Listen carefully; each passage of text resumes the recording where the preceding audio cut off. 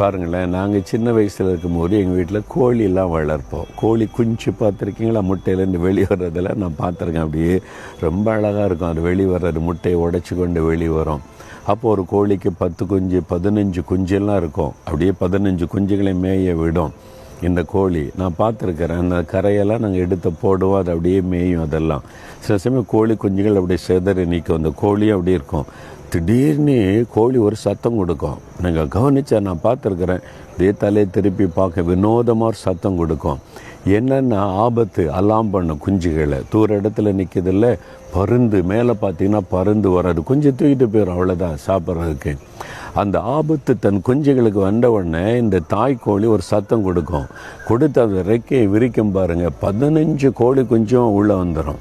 எல்லாத்தையும் அப்படியே 15 கோழி குஞ்சு கூட அப்படியே மூடிக்கொள்ள அந்த கோழி அப்படி ரெக்கையை விரிச்சு. அப்போ பருந்து குஞ்சை தொட முடியாது. தாயினுடைய செட்டைக்குள்ளே இருக்க வரைக்கும் குஞ்சுக்கு ஆபத்து கிடையாது, அந்த பருந்து தொட முடியாது. அதே மாதிரி தான் கொள்ள நோய் வரட்டும், புயல் வரட்டும், பஞ்சங்கள் வரட்டும், போராட்டங்கள் வரட்டும், கடைசி காலத்தில் இந்த ஆபத்தெல்லாம் வரட்டுமே, என் ஆண்டவருடைய செட்டையின் நிழலுக்குள்ளே நான் இருக்கிறேன். அவர் செட்டையின் பாதுகாப்புக்குள்ளே வைத்து நடத்துவார். இந்த செட்டைக்குள்ளே இருங்க, பாதுகாப்பாக இருக்கலாம்.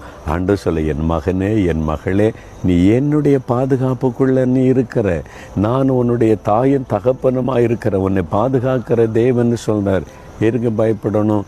விக்கினங்கள் கடந்து போகட்டும். அந்த பருந்து போன உடனே மறுபடியும் குஞ்சுகள் வெளியே வந்து மேய ஆரம்பிச்சிடும். அந்த ஆபத்து வரும்போது ஓடி வந்து அவருடைய சட்டைக்குள்ளே வந்துடுங்க. அவரை என்றைக்கும் அவருக்குள்ளே நீங்கள் இருக்கிறதை மனதில் வைத்து கொண்டாலே எந்த ஆபத்தும் உங்களை தீண்டாது, பயப்பட மாட்டீங்க. சரியா?